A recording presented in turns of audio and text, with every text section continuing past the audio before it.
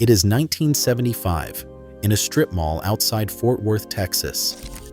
A 12-year-old boy pushes open a glass door and walks into a smell you could find nowhere else in America: solder, warm plastic, and cardboard.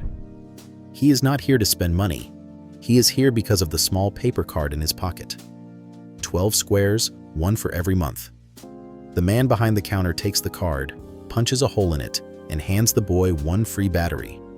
No purchase required. Every month, the same quiet ritual.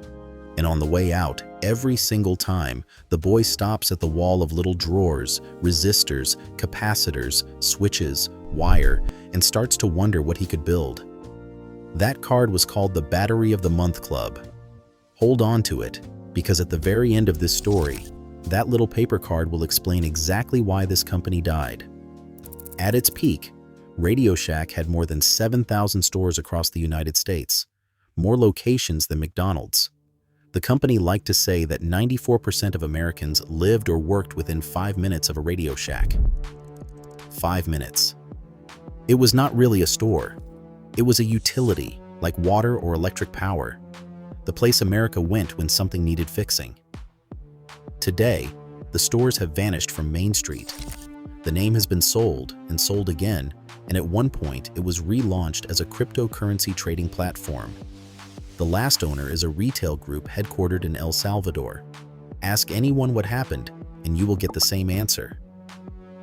Amazon. The internet killed the little parts store. It sounds right, and it is not the real story.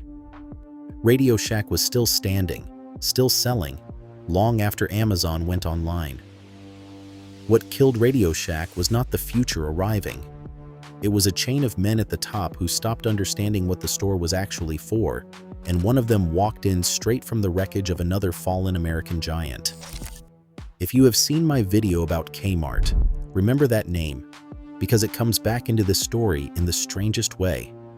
Stay to the end, and you will know exactly how a company woven this deep into American life erased itself. And if these stories matter to you, hit subscribe, because there are more giants with an ending like this one. RadioShack was born in Boston in 1921, selling equipment to ham radio operators, men who built their own way onto the airwaves with their own hands. For 40 years it stayed small, and by 1963 it was down to 9 stores and sliding toward bankruptcy. The man who saved it was a leather goods salesman from Fort Worth, Texas, named Charles Tandy, who had made his fortune selling do-it-yourself hobby kits. He bought the dying chain for about $300,000, and he saw what nobody else did. Tandy was not selling electronics. He was selling answers. A customer walks in with a question. My radio hums. My antenna is dead. My son wants to build something, and walks out with a fix, and with the confidence to try it himself. Decades later, the company would put that idea on the wall as its official slogan. You've got questions, we've got answers. The free battery was pure Tandy. It cost the company pennies, and it brought the boy back every month, right past those drawers. And Tandy's little answer shop kept swinging bigger. In August 1977, at a hotel press conference in Manhattan, RadioShack unveiled the TRS-80, one of the first mass-market home computers in history, priced at $599.95. IBM would not sell a personal computer for another 4 years. The parts store from Boston put a computer in ordinary American living rooms first. Charles Tandy never saw how high it would go. In November 1978, he died in his sleep. He was 60 years old. The company kept his stores, kept climbing toward his dream, and then, slowly and quietly, stopped believing in his idea. By the middle of the 1990s, RadioShack was everywhere in America, and in 1994 it finally trademarked the famous slogan. Right there, at the very top, it made the turn that would eventually kill it. The company looked at its own wall of drawers and saw a problem. Small parts, small money. Phones were big money. So RadioShack bet the store on selling cell phones, collecting rich commissions from the carriers for every contract signed. And for a while it worked. That is what made it a trap. By 2011, more than half of everything RadioShack sold was mobile, phones, and phone plans. But think about what that means inside the store. The drawers shrank into a corner. The man behind the counter who could answer questions was replaced, shift by shift, with a salesman paid to close phone contracts. The slogan was still on the wall. The answers were already gone, and the carriers held all the power. They could squeeze those commissions anytime they wanted, and in time, they did. RadioShack had traded its soul for a revenue stream it did not control. Then the top of the company collapsed into farce. In February 2006, Chief Executive David Edmondson resigned after a Texas newspaper discovered that his resume listed 2 college degrees he had never earned. The company was wounded, drifting, leaking sales. What it needed was someone who understood the customer at the counter. What it got, in July 2006, was Julian Day. Remember Kmart? Day was a finance man, Oxford and London Business School, former chief financial officer of Sears, and he had run Kmart as it came out of bankruptcy. Now, to be fair, RadioShack was already deeply wounded when Day took control. He did not start the fire. But critics say that what happened next was not a rescue. It was a harvest. Almost 500 stores closed, more than 1,000 people laid off, payroll cut by over $200 million. The company even sold its own headquarters and leased back a third of it. The numbers got made, quarter after quarter. The answers did not.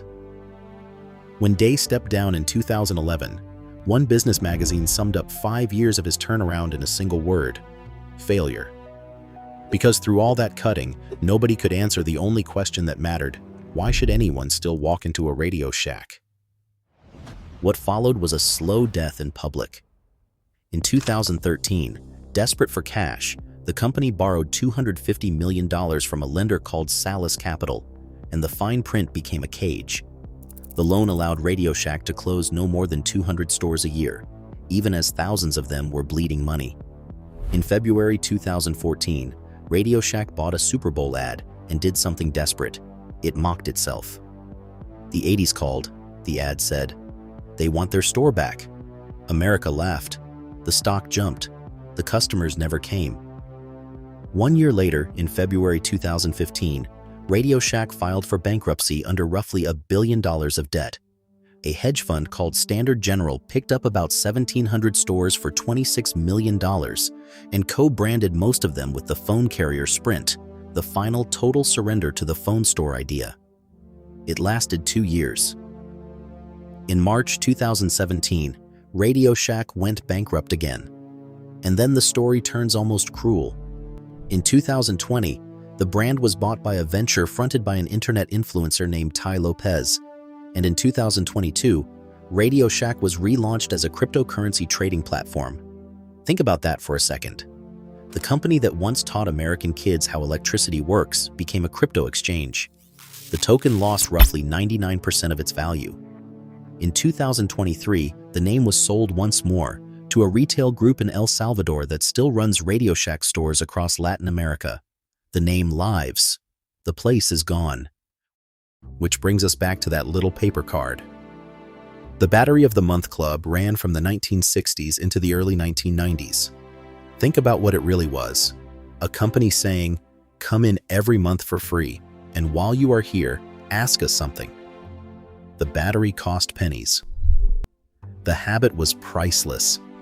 And the club died in the early 90s, almost exactly when the phones moved in and the answers stopped mattering. That is the whole story, punched into one small card. RadioShack did not die because a boy could suddenly buy resistors on the internet. It died because, long before that, it stopped wanting him in the store. We like to tell ourselves these places are killed by progress. This one was surrendered. You've got questions. We've got answers. In the end, the questions were still out there. There was just nobody left behind the counter. If you ever carried one of those battery cards, if you remember the smell of that store, The wall of drawers, the man at the counter who always knew. Tell me in the comments what you built. I read every one.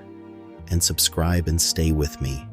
Because this playbook, The Finance Men, The Harvest, The Quiet Surrender, brought down other American giants too. Some of their stories are already on this channel. The rest are coming.